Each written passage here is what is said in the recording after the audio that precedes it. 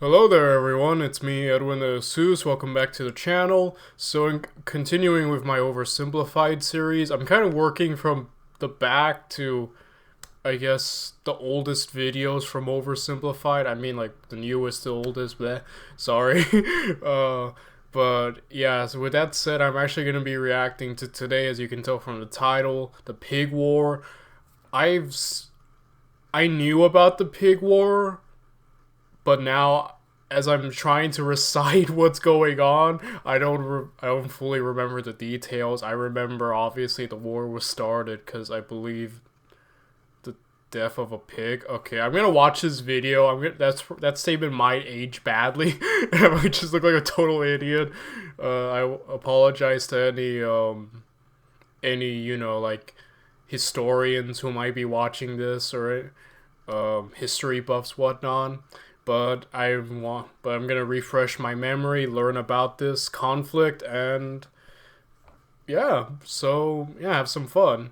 Before I jump right into it, I always like to give credit where credit is due, and I believe Oversimplified deserves all of it.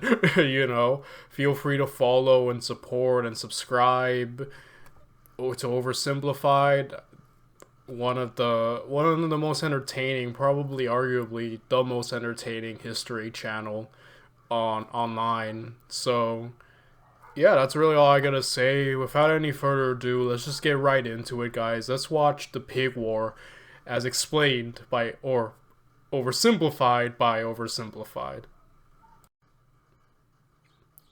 Alright, let's get into it. It was made possible by NordVPN.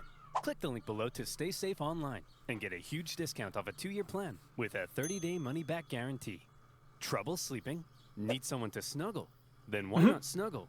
Me! The limited edition Oversimplified Plus It's like a is available snowman. for pre-order for a few days only. Get it quick. It looks like a snowman without the carrot pins in the mouth. Look at us, boys. We've only gone and bloody done it. We beat the Brits and secured independence. Now to expand westward and conquer the rest of the continent. Thomas? It looks like a bunch of different people already live out west. What? Oh no, that means we can't expand. I hate my life. Whoa, whoa, whoa. I didn't say they were white people. Ouch. Yeah, it was like that. At the end of the Revolutionary War, when the United States secured its independence from Great Britain, the two sides met in Paris to settle the terms. Among various things, they discussed American territorial gains, and the British granted them a generous amount of land out west. However, Benjamin Franklin appeared to have an additional fascination. Oh, Canada. So voluptuous. You think we can maybe acquire some of that? Quit ogling our territory. But look at those curves. I'd worry less about Canada's curves. Benjamin Franklin was actually a freak, low-key. Oh, what did he say? I missed it. I need to listen to that burn. Canada's curves and more about your own curves, Benjamin. Ouch. Many in America suggested that one day the Canadian colonies should become a part of the United States. In response, Britain suggested that many in America should shut the hell up. Well, if Britain wasn't going to give up Canada, then the two sides had to agree on where to put their border. Easy enough for the most part. Follow some existing borders, add in a few rivers and lakes, maybe even a parallel for good measure. But then there was a question. What would happen here? Straight line, straight line. And so it was. The border would go from the northwesternmost point of this perfectly oval-shaped lake and continue in a straight line westward until it met the Mississippi River. Perfect. Or was it? Well, as it turned out, the lake didn't actually look like this, but like this. And the Mississippi wasn't here, but here. So in the end, none of that made even the slightest bit of sense. Oh, wow. Don't blame the founding fathers. They were just using the best map available. Blame the guy who made it. But to the minds of the day, the issue had been solved. And it was finally time to start getting along. Oh, back to war they go. The Glorious War of 1812 saw the Americans try to invade Canada, and the British burned down the White House. But when all was said and done, America got it its was butt pretty kicked. much a draw. The legendary At least with that regard. arrives in the War Thunder online action game. The sound of a 7. And once again, America and Britain had to enter into peace negotiations. By now, both sides realized the original border they came up with was a piece of hot garbage. And since America had also recently obtained a huge amount of land from Napoleon, they decided they would need to re-examine the border issue. Straight line, straight line. And so it was. To fix the problems of the previous border agreement, they decided to go from the northwesternmost point of this lake, as had been previously agreed, down to the 49th parallel, and from there the line would go straight as an arrow up until the Rocky Mountains. But beyond the Rockies, the two sides couldn't quite agree on where it would go next, because both sides claimed the territory beyond the Rockies was theirs. See, throughout its early history, America as a nation had its eyes heavily fixated on all that juicy land out west, ripe for invasion. I mean, settlementation. America invasion's wanted to right. expand. Not only was it their right, some believed it was a destiny given to them By God. himself to multiply and spread across the continent, like rats or disease. Okay, guys, just before we take over everything, God definitely said this is what we're meant to do, right? Yeah, that's what he said, right? Isn't that what he said? And who was it who spoke to God? It was Billy, right? I thought it was Sharon. A prophet? Your voices all the time. Well, it was one of us. There's no way we made this whole thing up to justify a ruthless collective imperialist tendencies. All right. Well, in that case, let's get out there and make the world a better place, just as God intended.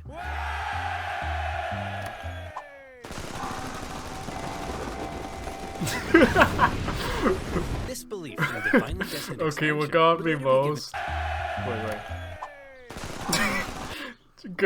Guns a-blazing, kind of, yeah, but the McDonald's is what got me. Yeah, I remember in one of my history classes a few years back in college, we learned a lot about, you know, the American expansion, and especially what Andrew Jackson did, and the what the Native Americans had to go through, and yeah, it's wild. Like, America, I stand by that it is the best nation on earth, and I'm happy to be born here. But we're no saints, you know. Our history ain't like perfect and squeaky clean, you know.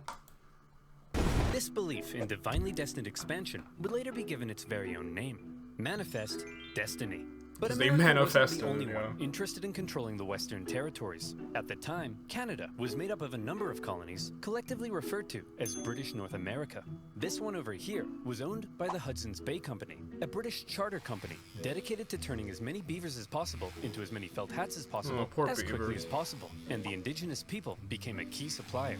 As a result, the British were also eager to control the land out west and secure that region's valuable resources, and in particular, the Great Columbia River was deemed vital to the beaver business. So when it came to the question of what would happen to the border beyond the Rockies, the conversation went a little like this. The line should keep going straight because we're manifestly destined to gain the entire North American continent. No, we need this river so we can keep scalping beavers. Look, why don't we just draw the border along the river? That way we both have access to it. Well, that would be a completely fair compromise that But protects the no. interests of both parties. And there's no way I'm ever gonna agree to it! Having come to a roadblock, both sides simply agreed that for now, they would jointly occupy the Northwestern Territory. Oh boy. They were both free to settle and trade there. But rest assured, the agreement was only temporary. Eventually somebody would get their way.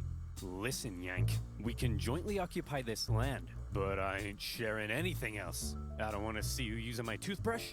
I don't want to catch you wearing my underwear. And I don't want to catch you using my computer and selling my data to advertisers. Well, then you, my friend, should use NordVPN. And one man living here who felt the territory should be British was James Douglas, the Hudson's Bay James Company's Douglas sounds no-nonsense chief familiar. factor at Fort Vancouver. Escapes me now, but I know What that a name. beautiful, unspoiled corner of the British Empire. I've got my spotted dick, my Spice Girls fan club members, and an unrelenting negative outlook on life that affects everyone around me. What are you looking at, Steven? Yes, truly British. What the? More McDonald's, yay. The problem for men like Yeah, I know a Douglas. lot of people, like, at least where I'm from, around here, around these parts, partner, a lot of people talk down about McDonald's, and I'm not gonna argue for McDonald's' sake, but I personally like it. I love chicken. I love my chicken nuggets and my French fries, and they have amazing Coca-Cola. I don't know what's in McDonald's Coca-Cola, but it's great. I don't know, I just felt like I had to say that because I know a lot of people, at least where I'm from, don't like McDonald's and will often talk really bad about it. that's fine. Just, you know, there's gonna be at least one person who kind of who likes it, and I guess I'll be that dude. Was that many Americans had already begun streaming up the Oregon Trail.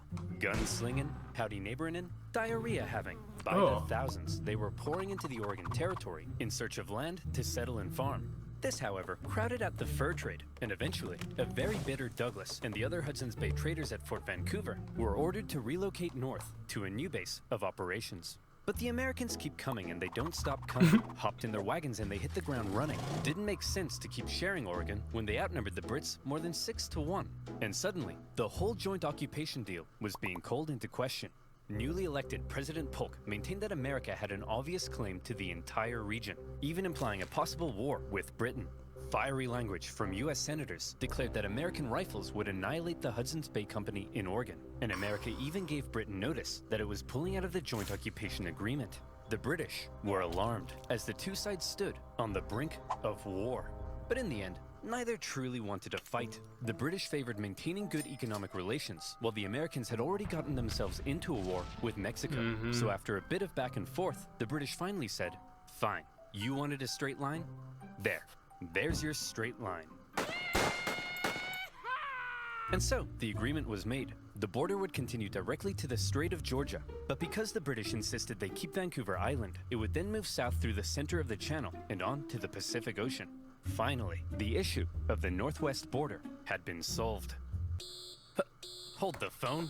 Discrepancy detected. Enhance frame, 200%. Enhance. Enhance. Oh, too far. Perfect. Now, show me the exact wording of the treaty. The line of boundary goes to the middle of the channel, and thence southerly through the middle of said channel? But there's loads of channels. So, you tell me, dear viewer, which channel is the treaty referring to? And therefore, who owns these islands? Is the wording of the treaty maybe a little too vague? Yeah. Well, that's exactly the problem encountered by the people living in the area. The British insisted that the channel intended by the treaty was the Rosario Strait, and therefore, the islands were British. The Americans, on the other hand, argued that the intended channel was the Harrow Strait, and therefore, the islands were American. At times, the debate became rather heated. Wow. Oh my gosh. Even the individuals who negotiated and signed the treaty at times didn't seem entirely sure which channel the treaty meant, and representatives from the Hudson's Bay Company begged them to make it clearer. But thousands of miles away, the people in power simply had more to worry about than some tiny islands in the middle of nowhere. Order! Order! Shut up! All right, listen up. We got a lot to get through. The 7th Earl of Gissingham says he encountered a foul beast in the fields of Upper Fardingdom late last night and put this sketch together? That's a poor person, Darren. Next, Lord Piddlingham says he has a new mole on his backside? How is that parliamentary business, George? Oh, some islands in the Pacific Northwest are in dispute and could lead to a war with America? Boring. Fine, let's take a look at that mole, George. Oh my gosh. And so, for now, the islands were simply held in dispute. Were they British or were they American? I'm sure this conflict won't cause anyone to die. And one man who thought the islands were undeniably British was James Douglas, now the governor of Vancouver Island. He had already once had American settlers encroach on his territory and force him to move. And by golly, he wasn't going to let it happen again. As far as he was concerned, those islands were not only British, but prime agricultural land. And given the chance, those glubby Yanks wouldn't hesitate to start pitching flags with their glubby little hands. And so, he came up with a plan. If the British settled the islands first, then that would surely secure them for Britain. And so in 1853, Douglas sent an Irishman by the name of Charles Griffin, along with some Hawaiian shepherds, to go set up a sheep farm on San Juan Island. And set up a sheep farm they did. The place was rammed with sheep, 1,369 to Wow, be exact. that's all But sheep. within those flocks of woolly cowards could also be found a number of beautiful, prized Berkshire pigs. Oh, Porky, you look stunning. You're the greatest thing that's ever happened to me. Would you perhaps like to go to the island ball together tonight? Oink once for no. Roll around in that cow crap if yes. Yes! I'm covered in poo and I'm the luckiest man alive! But life on the island for Charles Griffin wasn't to be a perfect Porky. paradise of pig pageants. Because unfortunately for him, the Americans also believed the island was theirs. One day, in 1854, an American customs collector was sailing around the islands on the outlook for bands of native tribesmen when he spotted something. Aha! I've got you now, you savages. Over yonder. Those are sheep, sir. Sheep, you say? What are they doing here? Let's go and negotiate with them. Negotiate with sheep? Are you crazy? I'm perfectly stable, you rat bag. Call me crazy again and I'll eat your eyes! My goodness. Hello, good sir. We request to speak with your I don't think this happened in Out of my history. way. Allow me to parley with this foul beast.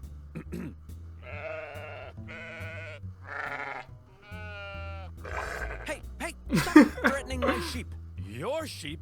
You mean to tell me that you, a British subject, have illegally imported these sheep into American territory?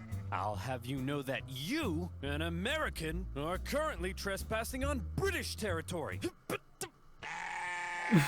The Americans felt that they were entitled to collect taxes on the British property, you know, because the island was American, and they threatened seizure if dues weren't paid. The British, meanwhile, threatened to arrest the Americans, you know, because the island was British, and the two sides were in a standoff.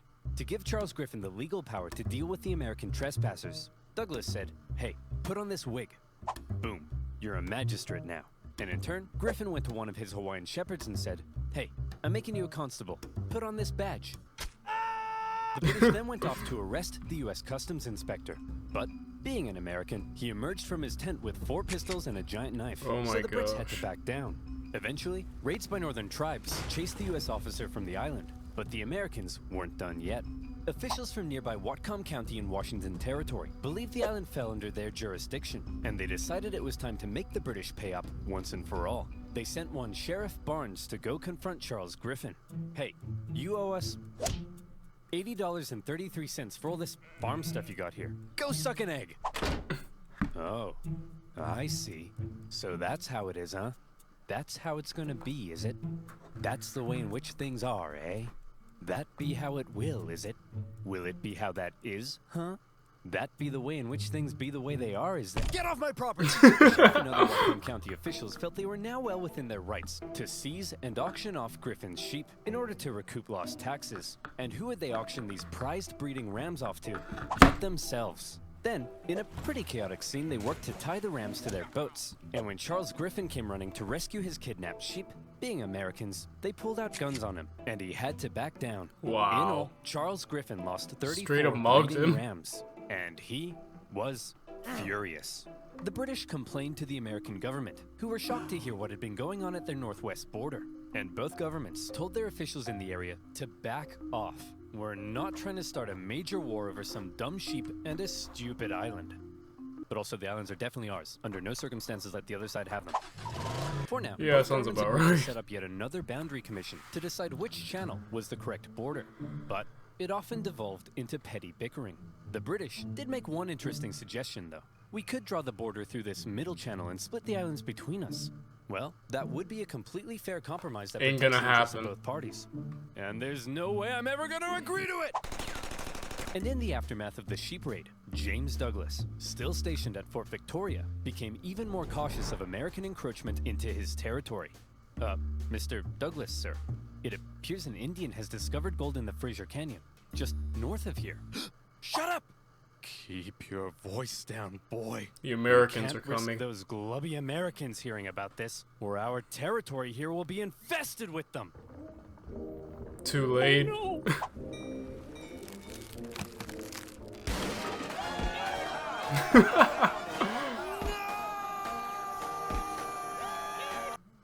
Guys, I know you think all those puzzle ads are My fake, goodness. but They today are. I finally found the game. No, you The didn't. Fraser Canyon Gold Rush attracted a heap of Americans to the region. Some got lucky. Most did not. And of those that didn't, rather than returning all the way home, many simply decided to settle in the area. And in particular, the juicy green pastures of San Juan Island were rather appealing.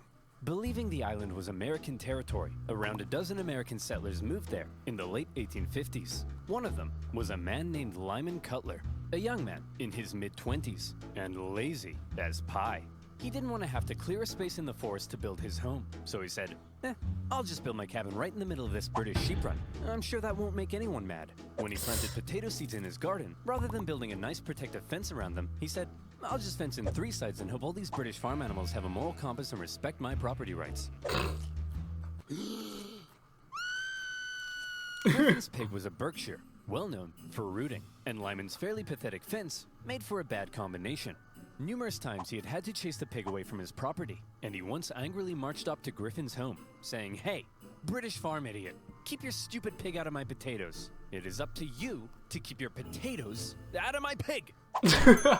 Griffin was furious. Oh, he actually said that? They built their homes all over his sheep pastures. And besides, what right did they have to be here anyway?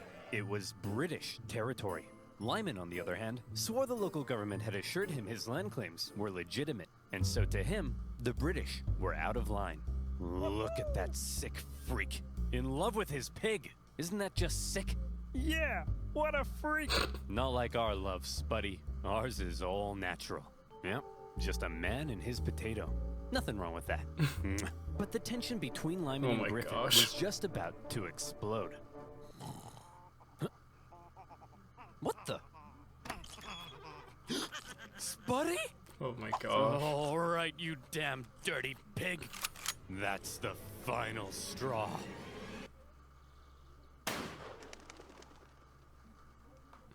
Lyman shot the pig. Wow. After taking a second to calm down, Poor he felt pig, bad dude. about murdering Griffin's prized boar. So he went to him and said, Hey man, look, I kinda just killed your pig. It was eating my potatoes again, and I don't know, man, I kinda just Yeah. killed your pig. Killed your pig. Is this seriously what started the entire war? Was I right?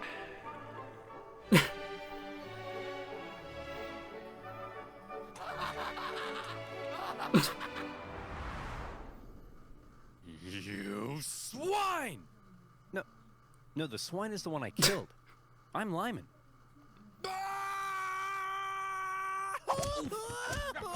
Fair reaction. Griffin demanded Someone Lyman killed pay my $100 pig, I for would- the loss of the I pig, would want an revenge. outrageous sum at the time. Obviously, Lyman refused, threatening to shoot any more animals that dared enter his property, even threatening to shoot Griffin himself. When Griffin complained to James Douglas, British officials went and confronted the pig killer. Again, they insisted he pay up, and if he didn't, Lyman claimed they threatened to arrest him and take him back to Victoria. British officials arresting an American on American soil and trying him under British law? Now that's controversial. And it's a Yeah. controversy Yeah, that no attracted doubt. the attention of an American general in charge of the Department of Oregon, one William S. Harney.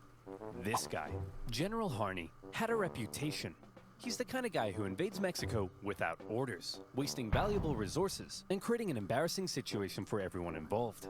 He's the kind of guy who has one of his own men arrested for writing the wrong header on a report. He's the kind of guy who finds a dog digging up his yard and then chases it for 1.5 miles just to give it a beating. He hated Wow. superiors, hated being told what to do, and had been court-martialed 4 times for disobeying orders. Someone who hates Contemporaries orders described him joins the as military. all matter and no mind, an arrogant humbug, and a laughingstock. Like I said, General Harney had a reputation. He hated the British and was out for any opportunity to earn personal glory for himself. By some accounts, he even wanted to become president. And so, in July 1859, He's qualified enough. when he happened to visit San Juan Island, and he learned of the plight of the Americans living there, the shooting of a pig, and the British threat to arrest Lyman Cutler, General Harney went into scheme mode. Hey yo, Captain Pickett. Yes, sir. Listen carefully. I need you to go pick up some flowers and bring them to my place later. I've got a plan. Wait a minute. Here I am, sir. What's the plan? Pickett, you and I are going to start a war. What do you mean, sir? Okay, listen up. An American man shoots a worthless pig on San Juan Island, and the British threaten to arrest him. Outrageous, but we can use it. We get the settlers there to send us a petition saying they need American troops for protection. That's when you go with your men and occupy the island. The British will find American troops on an island they consider theirs so offensive, they won't hesitate to blow you to smithereens. Then, it's war. We bring in reinforcements and we fight back. I'll write to Washington, D.C., letting them know what's happening. But here's the kicker. My letter will take 6 whole weeks to get there. Before the government even gets a chance to respond, telling me I'm an idiot and ordering me to cease fire, the island will be ours. Hell, we could even invade Vancouver Island or British Columbia. It's foolproof. Wow, very impressive, sir. Yeah, that's actually the planet. He was definitely thinking a lot. But yeah, I could see how that could go wrong in 1,000 ways. It's like me whenever I try to scheme. Whenever I try to do something, it always backfires like immensely. So, not me relating to President. No, he's not president. General Harvey, whatever. But I gotta ask, why? Well, I'll level with you, Pickett. Historians still contest exactly what it is I'm trying to do here. Okay. It's possible I'm trying to expand America's territory. Maybe I'm trying to play the hero, so I can become president. Some have even suggested that since I'm a slave-owning Southerner, I may be trying to create a diversion to help the South secede in the upcoming Civil War. Maybe it could be But all. if there's one thing that almost everyone can agree on, it's that I'm an idiot. I see. But hold on, what you tell me to bring flowers for? Because, Pickett, they're pretty and I like them! There are also historians who believe that Harney and Pickett had no secret plan at all, and were not scheming masterminds, but simply hot-headed buffoons, genuinely Actually, that makes a lot more outraged at the audacity sense. of the British, and trying to protect American citizens. But the fact of the matter is, Pickett took the very controversial and extremely provocative act of landing American troops on disputed territory. He set up his camp in a very exposed position and erected a very provocative sign proclaiming that only American laws applied on the island. It was almost like he was asking to be fired upon. Or, again, maybe he was just an idiot. When a British official sent to the island to get rid of the unruly American settlers now saw that there were American troops, he demanded they leave. He was obviously told to go suck an egg. When Douglas found out, he was enraged. To him, the American landing constituted an invasion. Harney sent a report back to the War Department in D.C., justifying his actions with exaggerated claims of British villainy. But he knew it would take 6 weeks to get there, and another 6 weeks for their reply to come back. For now, the situation was entirely in the hands of local military and government officials. Yeah, that's The a ball complete was mess. in the British Right? court. Gosh darn it. Would the temperamental Governor Douglas and the powerful British Navy respond to the American provocation with force? Were Britain and America really about to go to war over the shooting of a pig? Well, if one man were to have his Wars way, have been started it's for entirely dumber possible reasons, right? They would. James Douglas had already had Americans force him out of Oregon. They had threatened his position in Victoria during the gold rush. Now they had invaded his island, and he had had it. It was time to turn to the Royal Navy. You, Captain Hornby, go to the island and prevent any more Americans from landing. And take this magistrate with you to arrest Captain Pickett. Use force if necessary. Just don't do anything to start a war. Wait, you want me to use force but Shoot not start a them war? softly. Oh, I'm sorry. Is that too much to ask? Princess? When Captain Hornby got to the island, and saw that the American force there was even larger than expected. Well, his excuse concern me, grew. He princess. sent word back to Douglas, who in response ordered even more ships to the island. And at this point, the naval officers were like, hey man, let's talk. They were concerned Douglas's escalation was leading them to war, and they convinced him Yeah, it probably wasn't a completely. terribly good idea to just go up to an American military captain with his armed men and say, hey bucko, you're under arrest. Please don't shoot me. Douglas gave in. To prevent any hostilities, he canceled all orders and told the Navy, for now, to simply keep an eye on the Americans. He did send one more ship for good measure. Captain Pickett, now seeing the British ships with their guns aimed directly at his exposed camp, said, see Jeff, look at that. We're about to get blown to bits. All according to plan. Yeah. Hang on. Just take one from the team, get shot. Jeff, we're about to get blown to bits! Run! Pickett hastily moved his camp from its very exposed position to another position, which, as it happened, was also very exposed. It probably Yeah. won't surprise you to learn Pickett came dead last in his graduating class. I'm amazed that these dudes are in the military. I guess maybe I don't know crap about the military, but it's like you'd expect people to be in there to like follow orders and be competent. But even in the military, dumb people exist. You know, you can't escape them, right? Nearby American and British officials began showing up to ask Pickett what the heck he was even doing. Then, a bunch of tourists showed up, because a major war breaking out in their doorstep was the single most exciting thing to ever happen in any of their miserable frontier lives. Probably. One Charles Griffin was particularly unhappy. First his pig had been shot. Now his sheep pastures were being trampled by soldiers and tourists alike. He complained to Governor Douglas, who was still pretty upset about the whole thing. Douglas felt British honor itself was at stake. So he decided that if American forces were allowed to be on the island, well then by golly, the British should be there too. It would be a joint military occupation. Upon hearing Douglas's new plan to land British troops on the island, Captain Hornby decided to go speak with Pickett in person. After informing him of the plan, Pickett replied that if they dared land, he would open fire. So there Wow, they way to were. escalate British the had orders issue, to right? land. The Americans Pickett, had orders to prevent their you landing. and your charges. This was it. War. Over a small island in the middle of nowhere. Over a pig. And some potatoes. Over whether the US-Canada border looked like this or like this. It was stupid. Hold on. This is stupid. To heck with it. I'm not landing those troops. I'm not gonna be the one who starts a war. The captain decided not to follow Douglas's Smart. order. And good thing he didn't, because pretty soon after that, the leading British admiral in the entire Pacific region showed up. Rear Admiral Baines outranked Governor Douglas. When he heard of everything that had been going on, he was stunned. But when he heard that Hornby had refused Douglas's plan to land troops, Baines could have kissed him. Whether he did or not, history doesn't tell. But I like to think they did. The Rear Admiral You and all canceled the of Douglas's fanfic orders writers. and instead pursued a policy of not interfering with the Americans until he could contact the British government.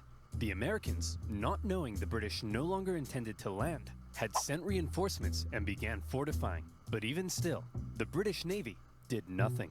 And finally, when word made it across the planet, informing the two governments of the ongoing crisis, everyone was shocked. Holy crap! Harney landed troops on disputed territory? Man, I hope the British don't find out about this. Buchanan? Oh crap! The British! Why are we getting reports of American troops on San Juan Island? Whoa, whoa, whoa, whoa, whoa. I don't know, man. Nothing to do with me. But you're the president. What? Breckenridge? Am I the president? Yes, sir. And hey, we got a problem. It looks like the southern states are considering seceding, and we're headed for the biggest crisis in the history of the nation. And it's your job to fix it, sir. Sir? I love the way they're portraying Buchanan. Not the curtain again, Mr. President. I'm not here. Buchanan.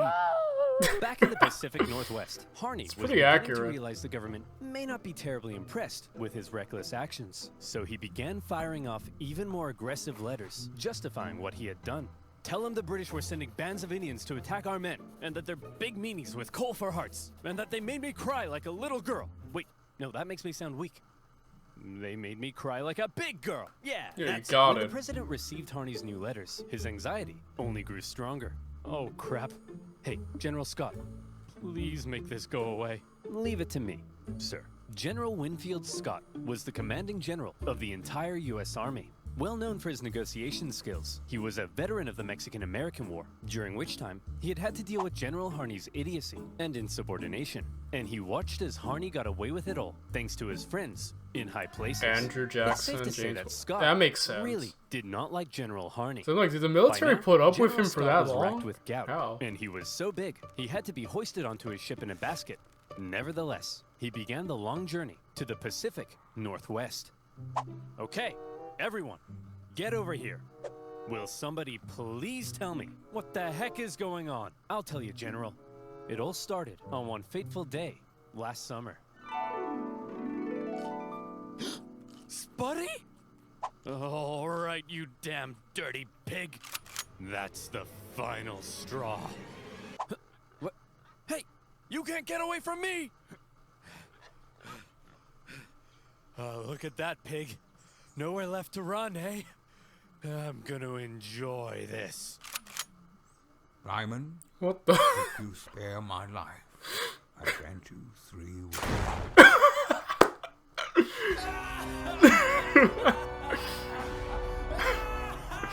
That's exactly how it went He down. wasn't even on his property No when he debate. shot him. Liar! He's lying to you, General. I'll tell you what really happened. What a pleasant summer's afternoon teeth. here on my humble farm. It's just me and my beloved potatoes. I'm so happy. Say, Lyman, them some nice spuds you got my there. gosh. Would be a shame if somebody ate them. No, not again, you beast! Leave my potatoes alone! Yeah, I'm gonna eat them, Lyman. I'll eat them, and then I'm gonna eat you. Stay back! I'll shoot! Go ahead, punk. My Make gosh. my day. Shoot me! Shoot me! He made me do it! He made me That's do it. insane. So you're telling Bravo, me you guys oversimplified. nearly Bravo. started a war with the strongest naval power in the world over the shooting of a pig? Yeah, now he's starting to get it. Not only the pig, sir. The British then threatened to arrest this poor, pure American soul. Thank you, General. Shut up. I don't care about you. Okay. I've made up my mind. You're an idiot. You're an idiot. You're an idiot. You're an idiot. You're an idiot. You guys are fine. And you two are the most mind-numbingly brain-dead ding-dongs I've ever encountered in all my life. And I'll see you in my office. Okay, Harney, listen. I cut a deal with the Brits. Here's how it's gonna be. Both sides will maintain a small force on the island for a joint military occupation until our two governments can decide who owns the island. Now, the only way they'd agree to that is if Pickett is removed from command, so I'm replacing him with Captain Hunt here. Now, Harney, listen to me. Do not, under any circumstances, put Pickett back on that island, okay? I mean it, Harney. Do not order Pickett back onto the island. Understood? Yes, sir. Good. I'll see you, Glubos, later. Is he gone? I think so. Good. Hunt, you're fired. Pickett, you're going back on the island. All right, you psychopath. I've been waiting years for this. I hate you. I've always hated you. Harney had not only ordered Pickett back onto the island, but his department even notified the British that it did not recognize the joint occupation settlement. Wow, this dude's wilding. This guy's just wild, man. Like, what the heck? Everyone else had decided on peace. Harney appeared to still be threatening war.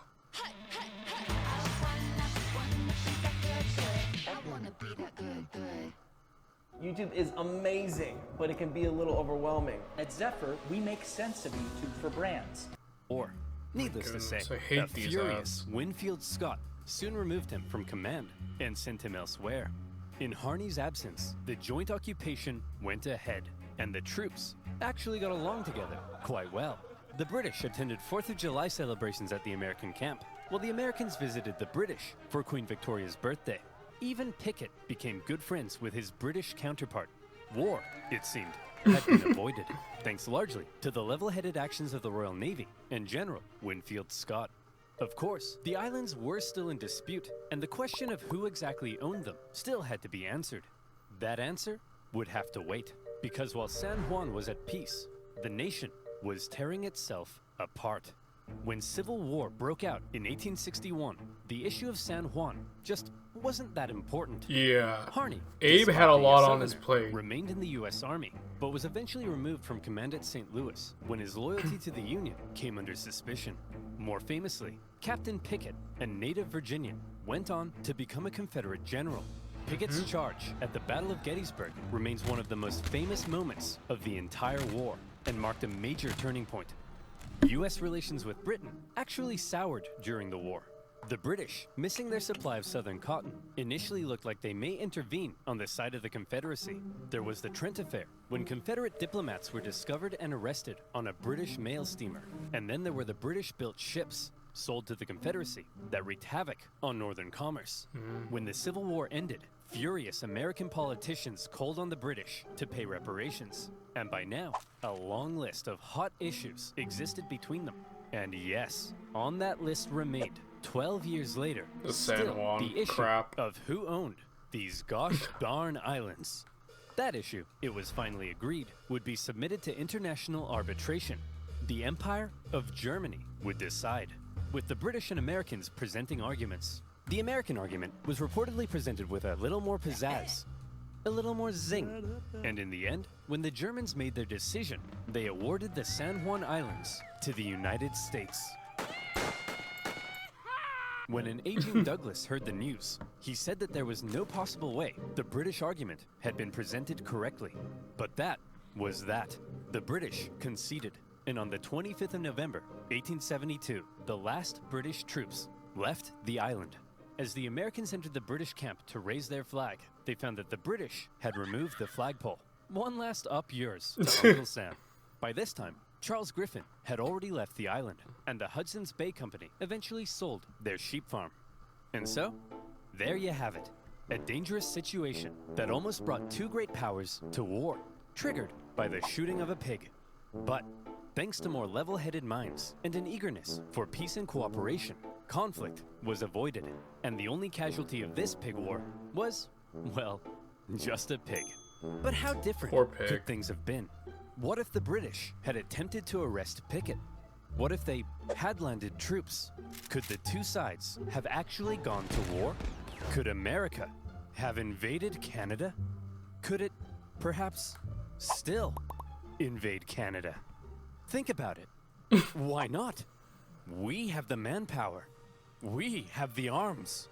It's our manifest destiny. Oh my goodness. Picture a future where American Mounties wear red, white, and blue and hail the stars and stripes. Yeah, Oversimplified's lost it. Gretzky would wave the American flag every 4th of July in the streets of Montreal. Maple syrup, the greatest American food. Banff, the greatest American national park. One united nation under the leadership of our glorious president, Drake. No longer shall we tolerate our smug neighbors to the north with their affordable insulin and endless comments complaining that I don't talk about Canada enough in my videos. That's right, Canadians. Watch your backs. Sleep with one eye open tonight because Biden's coming, baby. Oh my gosh. And this time, he's coming with a vengeance!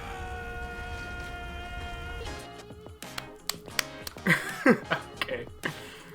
Great video, as always. I love Oversimplified. And, okay. Yeah, a war was almost started over the death of a pig. It's good to refresh. Like I said, I've heard about it. I think I've even watched this video, but it's been a while, because Oversimplified does not upload frequently. And, I usually watch these videos like once and then never visit them again, so my knowledge fades. But it's gonna be reintroduced to this really weird time in history. But I just love it, man. I always say that fiction is great and all, but real life at times can just be even better. I would say is better, just from the crazy stuff that has happened in the world. But yeah, that's all I have to say, guys. Thank you for watching this video. If you like my content, please like, follow, subscribe, support my very new channel, and I'll see you all next time. Bye, everyone.